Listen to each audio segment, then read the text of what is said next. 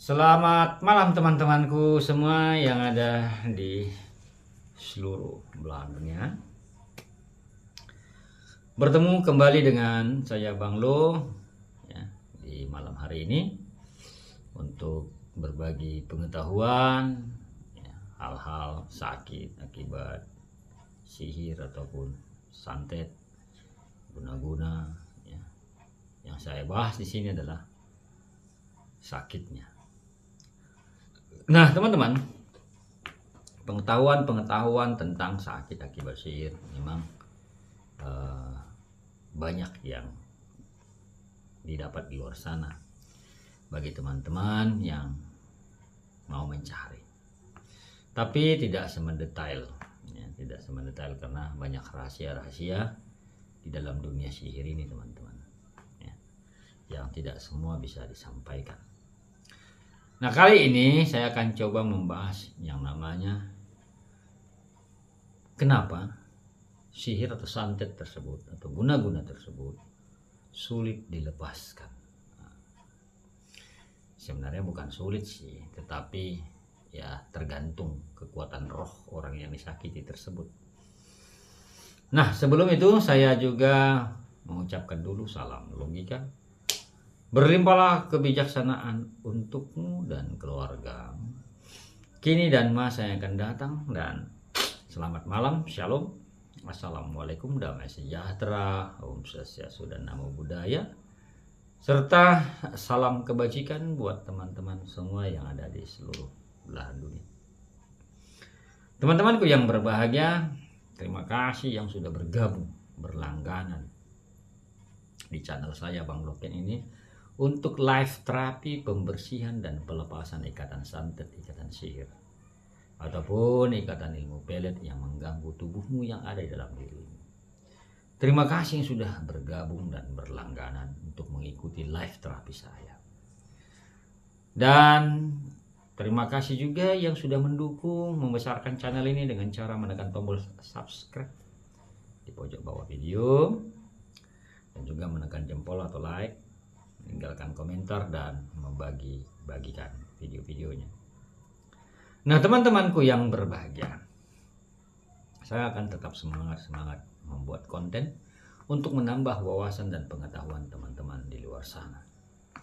Nah, kali ini saya akan coba membahas yang namanya mengapa atau kenapa ikatan sihir atau santet itu sulit dilepaskan dari dalam tubuh seseorang. Nah, teman-teman, perlu kita ketahui ya, sesuatu hal yang namanya bersifat sihir yang dimasukkan ke dalam tubuh seseorang ya, atau memasukkan rumah-rumah setan atau roh-roh jahat atau membuat kelinglungan dalam tubuh seseorang ya, baik lewat makanan atau minuman masuk ke dalam tubuhnya. Kenapa sulit dilepaskan? Karena dia bersifat getah, teman-teman ya. Jadi buhul-buhul sihir atau santet tersebut itu bersifat getah ya. Pelaku hanya menjalankan apa yang disuruh oleh duduknya, masukkan ini, masukkan ini. Padahal di dalam apa yang dia masukkan tersebut ada yang namanya bersifat getah. Jadi bersifat getah inilah menempel di dalam tubuh, menempel. Inilah yang namanya membentuk ikatan. Ketika ini menempel di dalam diri atau roh jahat tersebut atau penyakit akibat sihir atau santet tersebut menempel di dalam diri, ini membutuhkan perjuangan yang lumayan berat untuk menguras ataupun membersihkan ya, karena dia sudah menempel. Makanya saya katakan tadi, dia bersifat getah menempel kuat ya, menempel kuat roh jahat tersebut di dalam tubuh. Nah, pertanyaannya, apakah itu bisa dibersihkan? Bisa, tapi butuh proses ya, butuh proses. Asal yang kau butuhkan adalah kesabaran. Nah, ketika proses untuk dibersihkan ini, si korban ini yang sakit ya, sudah ada ikatan santet atau ikatan sihir dalam tubuh yang bersifat getah tadi yang saya katakan, maka dia akan dipengaruhi dengan rasa ketidaksabaran dari roh jahat tersebut dari dalam diri. Dia akan dipengaruhi yang namanya sikap atau pikiran ketidaksabaran. Ketidaksabaran ini akan muncul dalam pikirannya untuk memberontak. Ya. Pemaksaan untuk sembuh itulah yang dilakukan oleh setan tersebut agar kau berontak. Jadi memaksa untuk sembuh. Padahal dia mengecoh pikiranmu, dibuatlah kau tidak sabar. Dibuat engkau tidak sabar.